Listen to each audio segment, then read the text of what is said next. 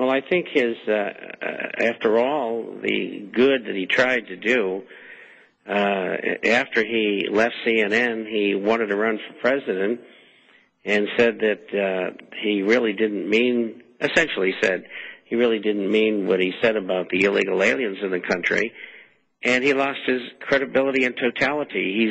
He's finished. It's over. My, how the mighty have fallen. Yeah. Jasper in Massachusetts. Hello, Jasper. Hello. Hi. Good evening, gentlemen. Good evening. Is Bob Warren out there? Was he falling asleep for a second? No. He just had... No, I was just wondering what the temperature was in Watertown. It'd make you sleepy. It's nice and toasty in here and snowy and gross outside. You think of it as being gross. I'm down here in Texas, and I haven't seen snow since Hector was a pup. I'd trade a little bit of that snow. Well, it's nice for about 5 minutes here, and then someone steps in it. Yeah, but see, Jasper, you got to put up with that every year. You see. Yeah. I know what it's like living up north, and winter comes, and it seems to last for 8 months, and yeah, I understand. It does.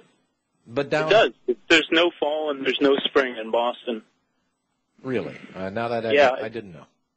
No, just they don't exist, basically. You get maybe a week or two of one or the other if you're lucky, but summer almost invariably turns into winter with no anything in between. Well, aside from the weather, Jasper, what's on your mind today?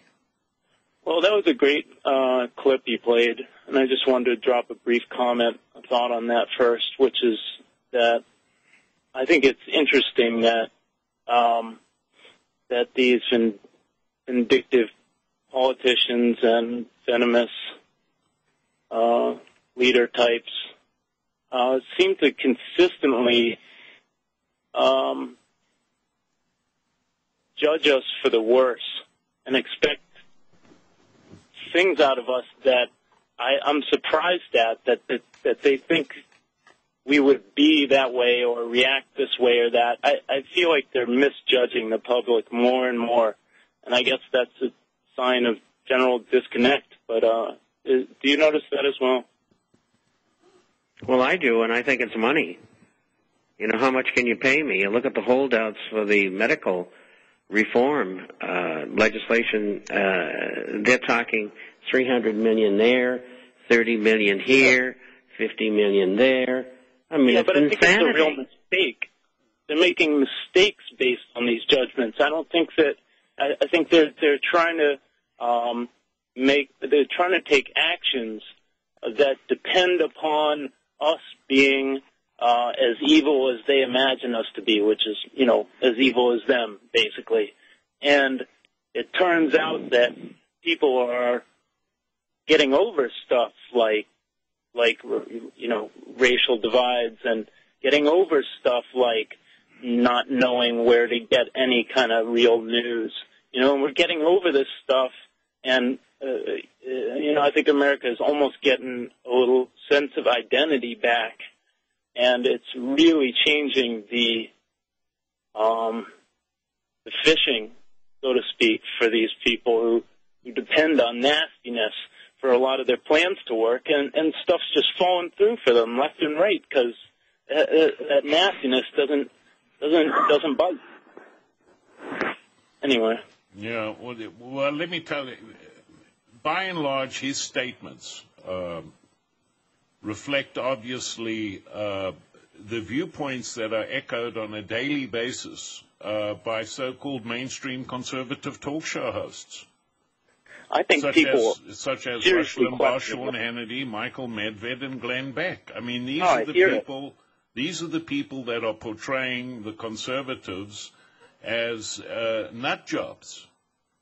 You think people are really buying it, though? Yeah, they are. Yeah. I mean, listen. I mean, all you got to. I don't listen to them because it just irritates me. But if you listen to them, they are giving the left all the ammunition they could ever wish for. I don't think it's like it used to be, though. I don't like that Nancy Pelosi comment about seeing swastikas. I just don't think people believe that the way they used to believe something like that. I really think that fundamentally there's just a shift, and it just doesn't have the bite at all that it used to. Well, you're also, Jasper, but you also keep in mind what you're also seeing. The political paradigm that the party used to believe in, you can't believe in anymore. Exactly. You know, and people understand conservatism in this country, and it's got not a damn thing to do, I should say, with being fiscally conservative. This is what is being passed off as being a conservative in this country anymore, that at least financially you're conservative. Really? Right.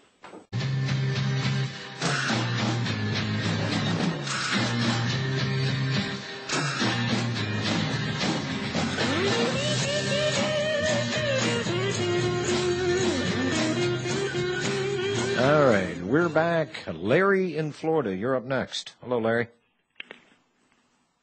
Yes, I'm sorry, yes. I had my microphone muted. That senator, he should replace the word president with Marxist.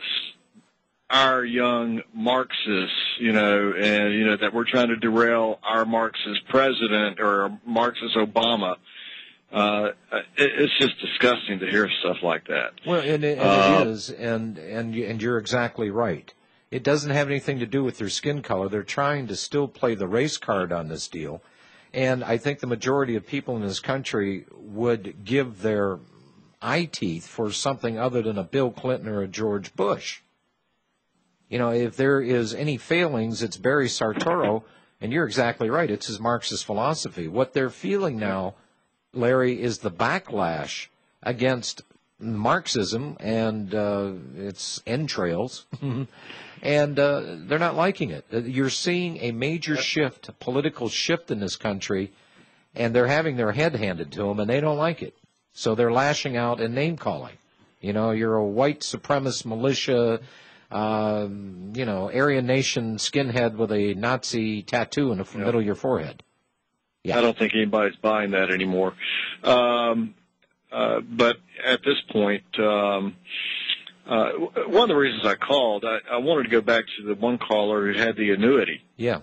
And did y'all suggest that she liquidate the annuity or the IRA to buy gold and silver? Or I caught part of it. Yeah, but Larry, sure. I said I wished I had that problem to consider. I would immediately do that. I would take the hit. You would liquidate it? Yeah, absolutely, I would. Because this is an annuity, this is paper in somebody else's hands. When the bottom drops out, it's going to drop. And don't expect a check in the mail from a company or whatever, wherever she's got her annuity, to still be there and honoring its commitments. Well, are you suggesting that she liquidate the annuity or liquidate the IRA? I mean, she can liquidate the annuity and hold the IRA and not pay the tax and penalties. And she could go out and get a self-directed IRA and buy gold. Yeah, she's already got a self-directed annuity, which would put her in a catbird seat. Yeah, for a 401k. And if she rolled it into an IRA, she would be chief cook and bottle washer on that one as well. And the problem is that people hesitate when they think that they're going to get penalized. You know, I've got $300,000, but without even touching that $300,000 next week, next month, next year, that's going to be worth less and less and less and less. Whereas precious metals will at least be somewhat of an insurance policy for these people. You know, they've got what I'm saying is that she doesn't have to liquidate her IRA to buy gold and silver. She can move her self-directed 401k with whatever company she's with, and move it into a self-directed IRA and find a custodian and purchase gold and silver. She can't hold it on her person, but they store it at Brinks or wherever, and she doesn't have to take the big tax hit. Sure. Yeah, well, it's stored in Delaware. Yeah. I'm sorry, Robbie. But the other thing... Wait a minute, Jasper. You said, Robbie, what? It's stored in Delaware. That's in Delaware. That's the IRS's. It went from HSBC Bank right. to Delaware. Jasper, let me ask you this: in the current situation, Larry. I'm sorry, Larry. I'm looking at my screen. Right. I didn't refresh it. My apologies. Let me ask you a question, Larry. If you were in this position, what the heck would you do? Would you leave your valuables in somebody else's hands, or would you want to take physical possession of it? Well, I guess a tough call. You know, if things just melt down, you know, who's to say that even if you held the gold and silver that you would be able to trade with it or buy anything or convert it into whatever new currency? All right. I mean, that's a big guess. Yeah. Well, Larry, you know what? That kind of mentality, Vegas needs your kind of people. They need you to keep throwing the dice.